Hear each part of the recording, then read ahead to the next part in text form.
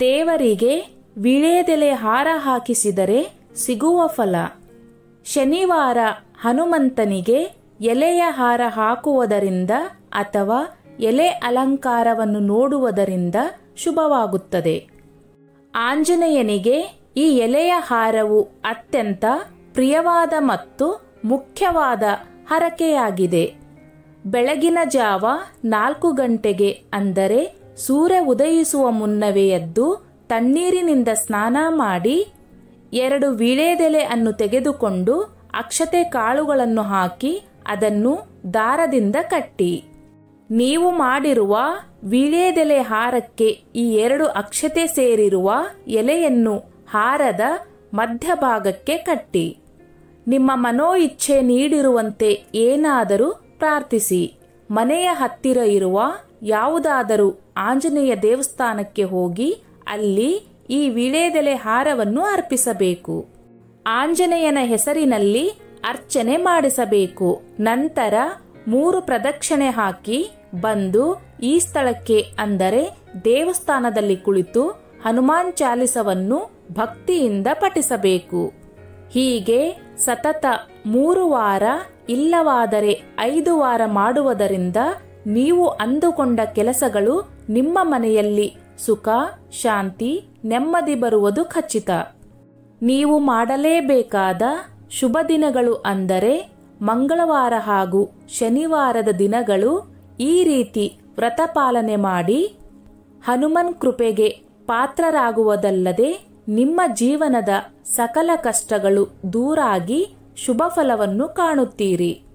10 ನಿಯಮಗಳನ್ನು ಪಾಲಿಸಿದರೆ ನಿಮಗೆ ಯಾವುದೇ ರೀತಿಯ ತೊಂದರೆ ಆಗುವುದಿಲ್ಲ. 1. ಸ್ವಾಮಿಗೆ ಚಿಗುರು ವೀಳ್ಯದೆಲೆ ಹಾರವನ್ನು ಹಾಕಿದರೆ ಕಾಯಿಲೆಯಿಂದ ನರಳುವವರು ಬೇಗ ಗುಣಮುಖರಾಗುತ್ತಾರೆ. 2. ಮನೆಯಲ್ಲಿ ಮಾಂತ್ರಿಕ ಕಾಟ ಇರುವವರು ಆಂಜನೇಯ ಸ್ವಾಮಿಗೆ ಚಿಗುರು ವೀಳ್ಯದೆಲೆ ಹಾರ ಹಾಕಿದರೆ ಮಾಂತ್ರಿಕ ಬಾಧೆ ನಿವಾರಣೆಯಾಗುತ್ತದೆ. 3. ಸಂಸಾರದಲ್ಲಿ ನೆಮ್ಮದಿ ಇಲ್ಲದವರು ಸ್ವಾಮಿಗೆ ವೀಳ್ಯದೆಲೆ ಹಾರ ಹಾಕಿಸಿದರೆ ಸಂಸಾರದಲ್ಲಿ ನೆಮ್ಮದಿ ಸಿಕ್ಕುತ್ತದೆ. 4.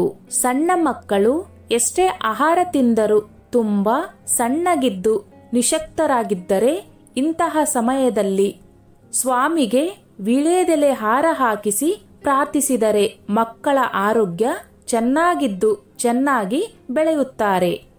5.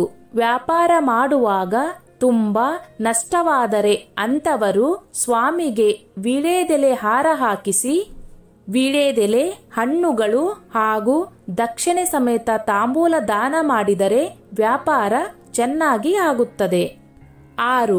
ಯಾವುದೇ ವ್ಯಕ್ತಿಯನ್ನು ತಾತ್ಸರ್ಯದಿಂದ ನೋಡುತ್ತಿದ್ದರೆ ಅಂತವರು ಆಂಜನೇಯ ಸ್ವಾಮಿಗೆ ವೀಳ್ಯದೆಲೆ ಹಾರ ಹಾಕಿಸಿ ಪ್ರಾರ್ಥಿಸಿದರೆ ಬಹಳ ಗೌರವಾನ್ವಿತ ವ್ಯಕ್ತಿಯಾಗುತ್ತಾರೆ. 7. ಶನಿದೇವರ ದೃಷ್ಟಿ ಇರುವವರು ಆಂಜನೇಯನಿಗೆ ವೀಳ್ಯದೆಲೆ ಹಾರ ಹಾಕಿಸಿ ತುಳಸಿ ಅರ್ಚನೆ ಮಾಡಿಸಿದರೆ ಶನಿ ದೋಷ ನಿವಾರಣೆಯಾಗುತ್ತದೆ. 8. ಸುಂದರಕಾಂಡ ಪಾರಾಯಣ ಮಾಡಿ ಸ್ವಾಮಿಗೆ ವೀಳ್ಯದೆಲೆ ಹಾರ ಹಾಕಿಸಿದರೆ ಸಕಲ ಕಾರ್ಯಗಳು ಖಂಡಿತವಾಗಿಯೂ ವಿಜಯವಾಗುತ್ತದೆ. 9. ಹನುಮಾನ್ ಚಾಲಿಸ ಓದಿ ಸ್ವಾಮಿಗೆ ವೀಳ್ಯದೆಲೆ ಹಾರ ಹಾಕಿಸಿ ಪೂಜಿಸಿದರೆ ಪರಮಾತ್ಮನ ಅನುಗ್ರಹ ಎಂದೆಂದೂ ಇರುತ್ತದೆ. 10. ನ್ಯಾಯಾಲಯದಲ್ಲಿ ನಡೆಯುವ ವಾದ ವಿವಾದಗಳಲ್ಲಿ ಸ್ವಾಮಿಯನ್ನು ಪ್ರಾರ್ಥಿಸಿ ವೀಳ್ಯದೆಲೆ ಹಾರ ಹಾಕಿಸಿ ಪೂಜಿಸಿ ಪ್ರಸಾದ ತಿಂದರೆ ಜಯವು ಸತ್ಯದ ಕಡೆ ಆಗುತ್ತದೆ. ಸ್ನೇಹಿತರೆ, ಈ ನನ್ನ ಮಾಹಿತಿ ನಿಮಗೆ ಇಷ್ಟವಾಗಿದ್ದಲ್ಲಿ ದಯವಿಟ್ಟು ಶೇರ್ ಮಾಡಿ, ಲೈಕ್ ಮಾಡಿ ಮತ್ತು ಸಬ್ಸ್ಕ್ರೈಬ್ ಮಾಡಿ.